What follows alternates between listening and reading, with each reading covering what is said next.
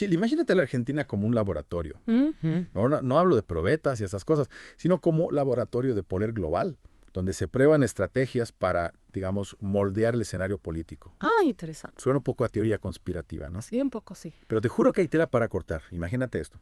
Argentina, con su historia de crisis una tras otra, la grieta que nos divide desde siempre parece, y un movimiento popular tan fuerte como el peronismo, se convierte en un caso de estudio refascinante para estos ingenieros del caos como los llama Giuliano da Empoli en su libro. Muchos lo sé. Sí, claro, Daem Poli. Analiza cómo figuras como Trump o los del Brexit llegaron al poder. Y cómo lo hicieron, ¿no? Gracias a estrategas que usan la tecnología y las emociones para manipular a la gente. Describe un mundo donde la bronca, el miedo, el resentimiento son como el combustible de la política. Mm, Ah, suena un poco deprimente, ¿no? Un poco sí. Y lo que me intriga es que si bien él habla de casos en Europa o en Estados Unidos, su análisis me hace ruido con lo que estamos viendo en Argentina, con Javier Milei, por ejemplo, y su asesor, Santiago Caputo. Exacto. Caputo, el mago del Kremlin, le dicen. ¿Recordás? Un apodo que no es casualidad, ¿no? Para nada casual. El apodo viene del propio libro de Dan Colley, que tiene un personaje con ese mismo nombre. Un asesor de Putin que maneja los hilos del poder desde las sombras. O sea, como si la realidad imitara la ficción. Vos decís que Argentina es un caso de caos al estilo Dan Poli. Porque por un lado tenemos al peronismo, un movimiento con una historia larga, profunda, que si bien usa herramientas digitales, no se reduce a un producto de algoritmos o ingenieros del caos. Tienes razón. El peronismo tiene raíces en la lucha social, en la movilización popular, no en laboratorios digitales. Y esto chocó un poco con la visión, digamos, eurocéntrica de Da Empoli, que parece ver al populismo solo como un fenómeno digital. No sé si capta la complejidad de movimientos como el peronismo, que nacieron en las calles, en las fábricas, en las villas. Claro, como que simplifica demasiado las cosas. Pero entonces, ¿dónde encaja Milei en este esquema? ¿Es un producto del caos que describe Da Empoli o es otra cosa? Y ahí es donde se pone interesante. Milei con su discurso antisistema, su estilo provocador, su manejo de las redes sociales, a simple vista sí parece un caso del libro de Ingeniero del Caos, pero si miramos más de cerca, vemos que su ascenso no fue espontáneo. Hay indicios de un plan más grande, un experimento de la derecha global. Pensemos en la supuesta influencia de think tanks internacionales como Atlas Network o Heritage Foundation. Estás hablando de esas organizaciones que financian ideas ultraliberales en Latinoamérica. Decís que metieron la mano en la Argentina. Exactamente. Esas organizaciones, junto con agencias de inteligencia de algunos países, vienen financiando una red de ideas ultraliberales en la región hace rato. Y Argentina, con su historia de crisis y su grieta política, se volvió un terreno fértil para este tipo de experimentos. Y ahí entra Caputo, el mago del Kremlin, como el personaje de Dre Empoli, manejando los hilos del discurso de Milei, ¿no? ¿Cómo lo ves a este personaje? ¿Qué te llama la atención de él? Caputo, con su equipo de jóvenes brillantes, como se hacen llamar, usan tácticas muy similares a las que describe Empoli. Campañas agresivas en redes sociales, uso de memes, creación de una imagen de rebeldía, anti-establishment. Es como si leyeran el libro y dijeran, che, ¿esto se puede aplicar acá? Es que hay un dato que me dejó pensando. Un post en X el año pasado mostraba a Caputo y su equipo con un ejemplar del mago del Kremlin, supuestamente dedicado por De Empoli. Casualidad. ¿O hay algo más? ¿Vos qué pensás? Buena pregunta. Primero, hay que decir que la información del post en X no está verificada. No hay declaraciones de Empoli ni de Caputo confirmando la dedicatoria. Claro.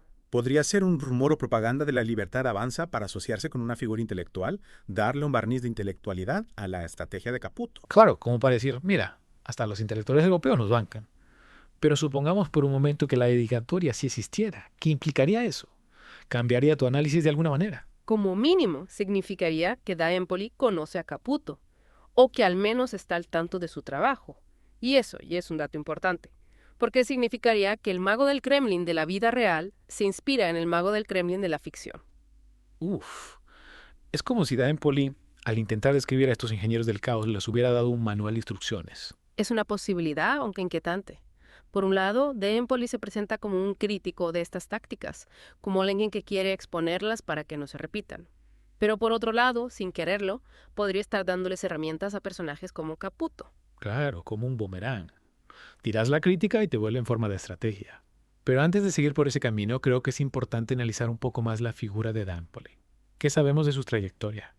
¿Es realmente un crítico de la derecha o hay algo más detrás? Bueno, Da Empoli Ha asesorado a políticos de centro-izquierda en Italia, como Matteo Renzi.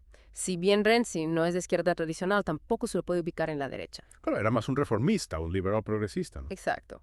Y da Empoli también trabajó con Francesco Rutelli, otro político italiano que ha oscilado entre el centro-izquierda y el centrismo. Y después fundó Volta, ese think tank que se define como progresista. Sí. Volta forma parte de la red Global Progress, que reúne a varios think tanks de centro-izquierda en todo el mundo.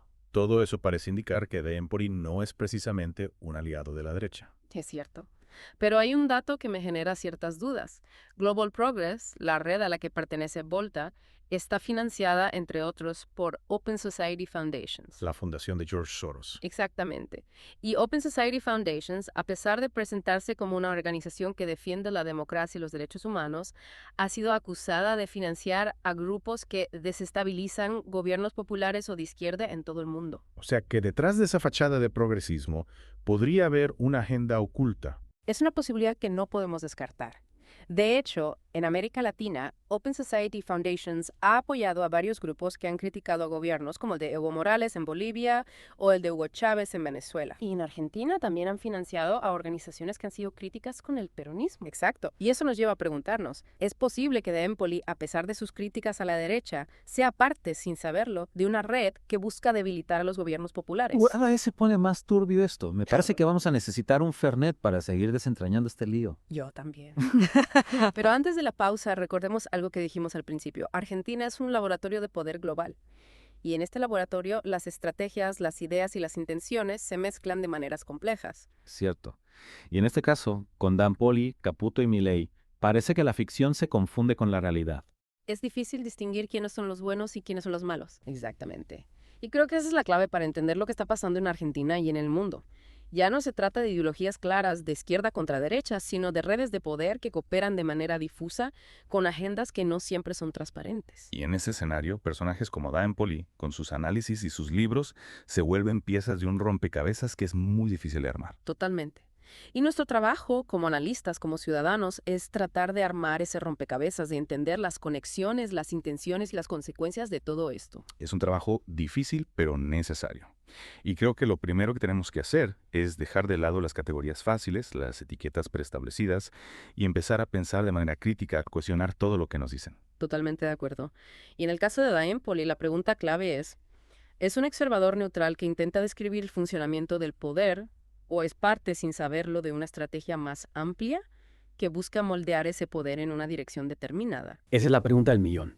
Y creo que para responderla vamos a tener que seguir investigando, analizando los datos y las colecciones, sin miedo a cuestionar a las vacas sagradas, incluso aquellos que se presentan como críticos del sistema. Estoy totalmente de acuerdo. Bueno, amigos, creo que es un buen momento para hacer una pausa. Volvemos en un ratito para seguir profundizando en este tema. No se vayan, que esto recién empieza. Bueno, ya volvimos. Dejamos la pregunta picando. ¿Da Empoli es un simple observador o es parte de algo más grande? Para mí, para entender esto, hay que ir al hueso, a lo que dicen sus libros.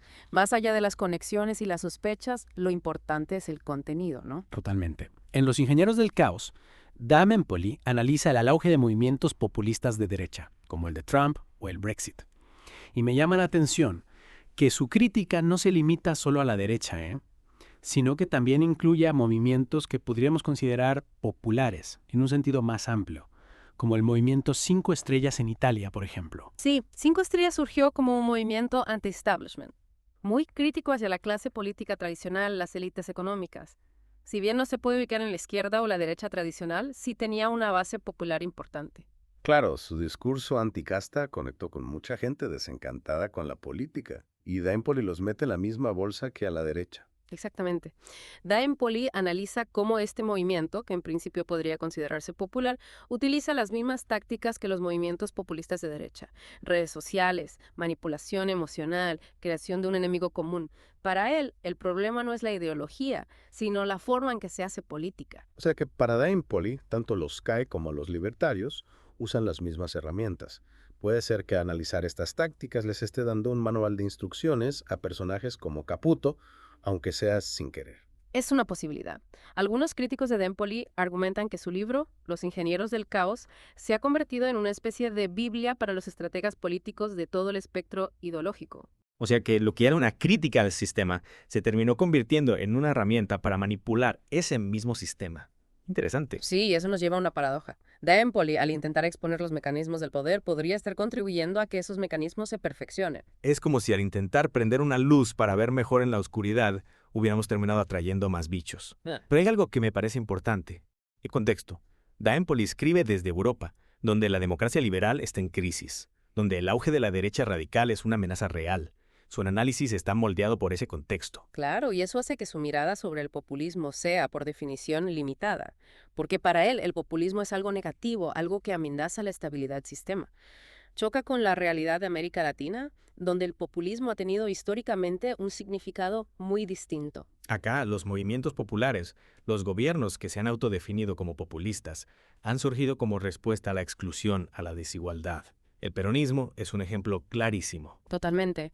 Y lo que me parece importante destacar es que Empoli no parece comprender la complejidad del peronismo, ni la historia de los movimientos populares en América Latina. Su análisis se queda en la superficie, en la tecnología política, sin profundizar en las causas, las demandas, las luchas que están detrás de estos movimientos. O sea, como que su mirada eurocéntrica le impide ver el panorama completo. Me hace acordar a esos turistas que vienen a Buenos Aires por 3 días y creen que ya conocen toda la Argentina. Tal cual. Y eso es peligroso porque al reducir el populismo a una serie de tácticas de manipulación, termina deslegitimando cualquier forma de política que desafíe el status quo, incluso las que surgen de una genuina demanda popular. Es como si dijera que cualquier movimiento que utilice las redes sociales o que apele a las emociones es, por definición, manipulador. Y eso es un error grave, porque termina metiendo en la misma bolsa a movimientos que tienen agendas y objetivos muy distintos. Exactamente. Es como decir que el peronismo y el nazismo son lo mismo porque ambos utilizan la propaganda. Si nos quedamos solo con la visión de Empoli, caemos en la trampa de darle la razón a aquellos que quieren deslegitimar cualquier forma de resistencia, cualquier intento de cambiar el sistema. Entonces, Empoli, a pesar de sus buenas intenciones, podría estar contribuyendo a un discurso que beneficia a los poderosos. Es una posibilidad que hay que tener en cuenta a la hora de leer su obra. Su análisis sobre la tecnología política puede ser útil para entender cómo funcionan las nuevas formas de manipulación, pero no podemos olvidar que ese análisis está moldeado por un contexto y por una visión del mundo que no necesariamente coincide con la nuestra. Coincido. Y en el caso de Argentina, es aún más importante tener esto presente. Acá, el populismo no es una palabra vacía, no es una simple etiqueta que se le pone a cualquier movimiento que no nos gusta. Acá el populismo tiene una historia, una tradición, una identidad. Y esa historia, esa tradición, esa identidad no se pueden borrar con un simple análisis sobre algoritmos y redes sociales. No podemos caer en la trampa de importar categorías que no se ajustan a nuestra realidad. Tenemos que construir nuestras propias herramientas de análisis, nuestras propias categorías, nuestras propias narrativas. Totalmente. Y eso implica cuestionarlo todo, incluso aquellos que se presentan como críticos del sistema. A veces la crítica más sutil, la que se disfraza de neutralidad, es la más peligrosa. Claro, porque te la meten de contrabando sin que te des cuenta. Y creo que Empoli, con su análisis del populismo, con su supuesta dedicatoria a Caputo, nos está poniendo a prueba. Nos está desafiando a pensar por nosotros mismos, a no aceptar las categorías preestablecidas, a construir nuestra propia mirada sobre el mundo. Es un desafío complejo, pero apasionante. ¿Qué te parece si después de la pausa nos metemos de lleno en el caso argentino? Me parece perfecto. Tenemos que analizar en detalle cómo se están utilizando las tácticas de los ingenieros del caos en nuestro país, quiénes son los actores involucrados y cuáles son las consecuencias para nuestra democracia. Dale, vamos a eso. Bueno, amigos, nos tomamos unos minutos para respirar y volvemos enseguida para seguir con esta conversación. No se vayan, que lo mejor está por venir. Bueno, gente, ya estamos de vuelta para la última parte de esta charla sobre Empoli, el caos político y la Argentina. Si recuerdan, antes de la pausa estábamos por meternos de lleno en cómo estas estrategias globales se están aplicando en nuestro propio terreno. ¿Cómo ves esto? Empoli nos da alguna pista para entender lo que pasa acá. Mira, para entenderlo creo que hay que ir más allá de Milei y Caputo. Si bien ellos son el ejemplo más visible de este caos inducido, la realidad es que la Argentina se ha convertido en un campo de batalla donde distintas fuerzas, tanto internas como externas, están usando las mismas tácticas para moldear la opinión pública y el escenario político. Es como un juego de ajedrez, donde cada jugador mueve sus piezas para conseguir sus objetivos. O sea que la grieta, que los divide desde hace décadas, también es, en parte, un producto de estas estrategias. Nos están usando como peones en un juego más grande. Yo diría que la grieta es el terreno fértil donde estas estrategias se implantan y se multiplican. Pensemos en cómo funcionan las redes sociales. Algoritmos que nos muestran solo lo que queremos ver.